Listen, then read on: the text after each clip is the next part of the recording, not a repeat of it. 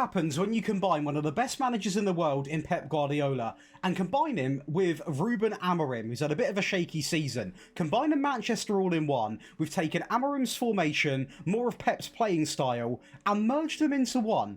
Let's go and see what chaos happens. Be sure to leave a like and subscribe. Again, you want to watch me live make these tactics, click the links or the pop-ups on the screen now, because we're live almost every day and it's nice to see you guys in the chat. Let's go and see what this comes up with, because it's a mashup. Well, we are going to test with United first, and so far things are looking pretty strong from a first glimpse. Now I will say, today there is 3 tactic variants. Number 1 is Manchester United. That is going to be the default version. Barcelona is going to be the attacking version. Defensive is going to be with Monaco. So make sure you are sticking around to see all the results and getting all the tactics, because depending on your team, you need a sort of different variant of the tactics. So make sure you are locking in. But this one, default version, the first one, we will break down. Carabao Cup winners, 4-0 over Man City. That I can get behind right away. Not a bad display in the FA Cup, to be fair.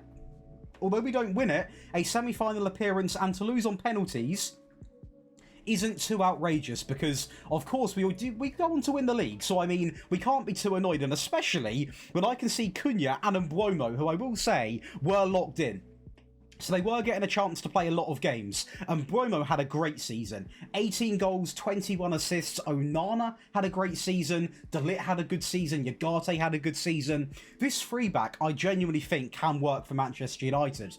Maybe they need to steal some of Pep's strats. Now, going over to the stats, we are seeing 96 goals. Is it the most I've seen? No. A lot of my tactics score over 100 goals in a season. But this is, again, it's realism combined with 2 managers. So who knows what's going to happen. But overall, a good set of stats for Manchester United in the top 3. Good defensive record. Very good possession, which is very good because of the Pep side of things coming in. A good pass completion as well. Joint first there with, well, 3 other teams. And the data hub, expected, not loads and loads of goals, but still over a 2-goal advantage compared to what we are going to be conceding. A good pass completion, a good amount of shots per game. We're scoring a high number of goals, so I mean, these are things that I'm pretty proud of. And I mean, do you know what? To win the double with United compared to what we see in real life, I'd be nuts not to take it. This Carabao Cup got pretty feisty. Man City actually at one point went down to 9 men. So this is going to be a massive, massive game. I mean, a great ball in, a great touch and a great finish there from Cunha inside of 10 minutes. And these new Manchester United players were absolutely, they were thriving in this system. Now, this is off me coming watching the Everton game from last night. It was a little bit mixed. So it's quite nice to see this team really, really link up well. And yeah, I know it's got that Pep influence. Maybe that's why it's performing so well. But do you know what? It's really good to see these batch of players actually not only scoring goals, but the way we're scoring them, you know, good attack and threat in the box there, loads of players, Kobbie Mainoo getting involved. We're absolutely blitzing Man City. At this point, they are down to 9 men. You can see the lack of players, and I mean, well, Ugarte's got acres, so has Mazraoui, and inevitably, it was bound to be another goal, but it's their fault. Now over to your favourite part of the video, that is going to be the tactic breakdown. If you are enjoying, be sure to leave a like and subscribe. As always, I will say, if you do enjoy rebuilds, make sure you are coming on over to Daily Josh. It's my rebuild channel, and I will use this tactic in a 10-year rebuild, probably with a Manchester club, to be honest, because it is a bit more realistic then. So make sure you are subscribing to that. And as always, if you like live streams, you know the gig by now. I'll put it on the screen right now. But to make this tactic, all you want to do is create your own style. And just for the sake of it, we'll load in a 5-2-3. And we will build it up from there. So don't worry, it does shape up a little bit differently from that. For example, a big change here is actually dragging these up. So let's now go and talk about the mentality. Now, Pep does play, you know, some would say a bit of more, maybe a balanced sort of approach. I personally have always classed Pep as like positive. And Amorim's definitely positive. So overall, we are going to go positive when it comes to that mentality. Now, the clean slate we are using purely to show you in a video. Back home, you can go and use tiki-taka. But for a clean slate purpose, for entertainment purposes, so I can show you, we are going to clean slate it. Now, the goalkeeper is going to be a sweeper keeper on support. I think if you look at both of the goalkeepers across both Manchester clubs, that would probably be a fair comparison to have both of them involved. So we are going to have a sweeper keeper simply on the default. In the middle, we are going to use a ball-playing defender simply on the default. Again, there are a couple couple of roles in this system that are going to be defaulted to make it quite simple so we don't overcomplicate things. Always a tough thing to do when you're combining two managers systems in one tactic video. When it comes to the wide centre backs, we are going to use two of them.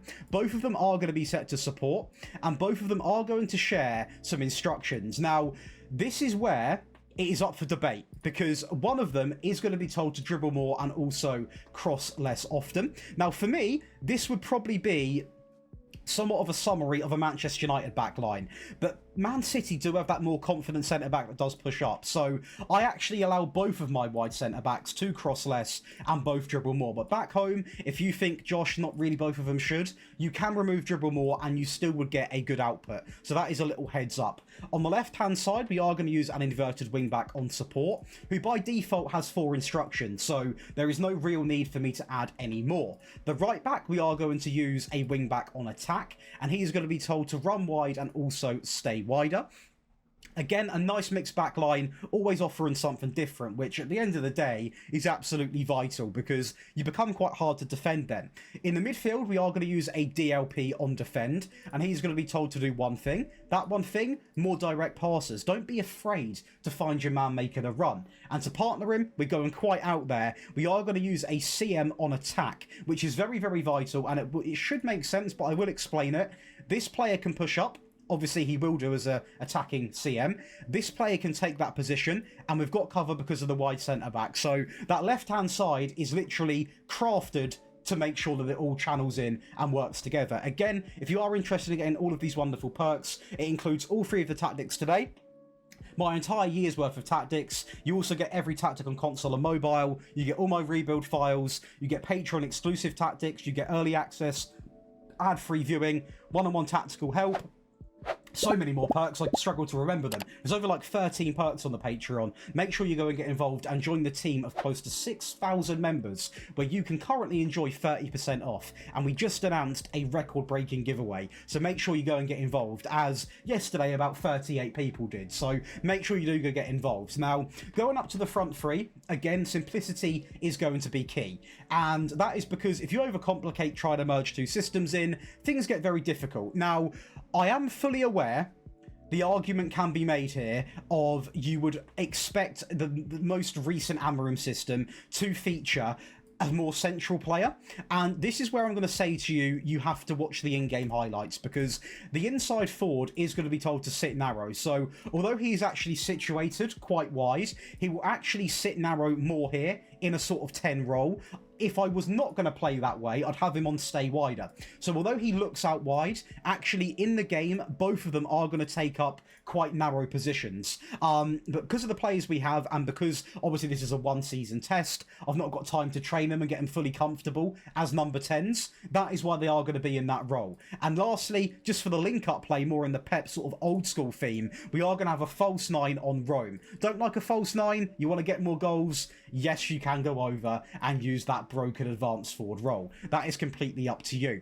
In possession, we are going to go up by 1 to fairly wide. We're going to underlap left and underlap right while playing out from the back. Work ball into the box with low crosses. The tempo up by 1, the passing down by 1 to shorter.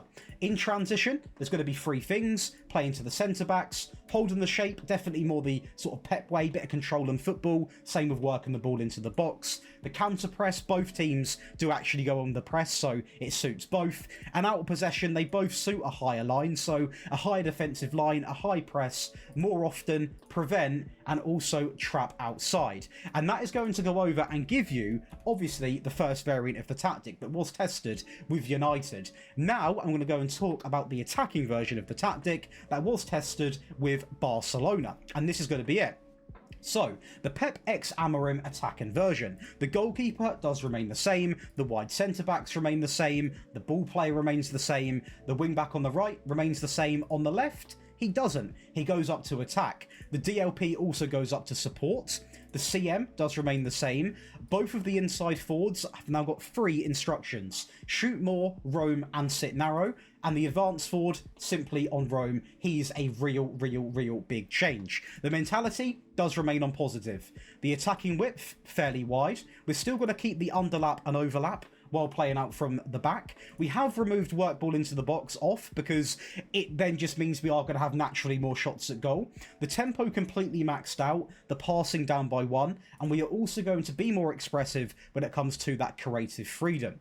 In transition, the top 3 are going to be selected and also play into the centre back. So again, a big change, hitting on the counter, getting the ball moving quickly. And out of possession, we are going to use the high press with the higher defensive line much more often, prevent, get stuck in, step up more, and also trap outside. And that is going to give you the attacking version. Now, make sure you do stick around for the results because you want to see what happened, but I'm now going to go over what I would probably say might be the best one, the defensive version, because this is what won the Champions League with Monaco, so make sure we're getting locked in for this one, as we do take up a bit more of a flat line in this sort of 4 block. So the goalkeeper is simply going to be on the default, a default ball-playing defender. We're going to have 2 wide centre-backs, both now on defend, on cross less often, a wing-back on support on the default, a default inverted wing-back on support on the left-hand side, a DM on support on the default on the left, a default DLP on defend on the right, so really locking off that back line.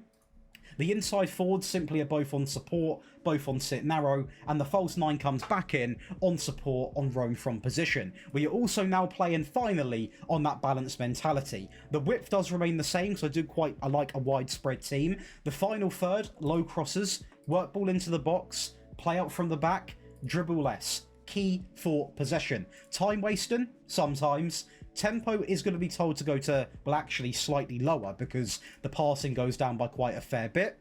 In transition, work hard to win the ball back, then slow that pace down, hold the shape, and simply play to the centre-backs. A nice risk-free option. And out of possession, the standard line with that high press, and standard when it comes to literally the trigger press. So that is going to give you the defensive version, and I'm not wasting time. I'm going to show you Monaco first. As we do go on to win the Champions League, and it wasn't always the most attractive goals, you know, we're playing Real Madrid. We're not going to dominate them, but the fact is, we did take a 1-0 lead from a set piece. Now, Real Madrid, with the addition of, you know, Trent Alexander-Arnold, all of these great players, do find a way back into the game, but not really a tactical error, more of a goalkeeping error, to be honest. But surprisingly, and I do mean that genuinely surprisingly, we are going to find a way to not only get to a Champions League final, but in Season 1, with no transfers, win it with Monaco. Yeah. As we also go on to win the French Cup 7-1 over FC Nantes and only finish 1 point behind PSG in the league, where we're going to see Minamino and Golovin have a fantastic season. So that is almost the perfect French season. Now, what I will say right off the bat is where we were really strong is the goals. Even with the defensive version, we were absolutely flying. Good amount of dribbles, very good at the back as well. Possession, still competitive, so even though we have taken a lot of that tempo away, the goals are still coming in. And I mean, we scored over 3.4 goals a game with Monaco. And the attacking version of the tactic that we did run the entire season with Barcelona, won us the league, nearly an invincible season. Spanish Cup winners 5-0 over Real Hispales. Marcus Rashford comes in as top goal scorer. He was locked in, so I did want to see how well he would do, and clearly it might be a good move for him. Now, in terms of the actual stats, we dominate pretty much everything. Defensively, not P1, we are going to be in P2 in both categories, but dribbles, possession, pass completion very much up there, shots, goals, but the big one, the points per game, that's what's going to win you the league. And well, we don't just win the league, we absolutely steamroll the league, as we do go on to score 3.39 goals a game, nearly a 91% pass completion, and 16 shots per game. That is going to be a perfect example of how good this is. And there we go. That is going to be 3 versions of Pep and Amorim combined. Now, please let me know if you want to see another version of this, maybe based around a 4-3-3. I have gone with the Amorim formation for this video. And if you want to merge 2 managers together, do you know what, even 3, let me know. I'll try and merge 3. It could be difficult, but let me know in the comments what you want to see, because the football season is just around the corner, and there's going to be a ton of real-life tactics coming back to the channel. So make sure you are you're subbed, you're locked in, notifications are on, because I know I've had a few generic tactics on the channel recently, but as soon as that football season starts, we are doing every manager in the league. In the Premier League, every manager will get a video, so be sure to get locked in, come by the streams to see me make them and test them, and yeah, I'll catch you in the next one. Enjoy the rest of your day.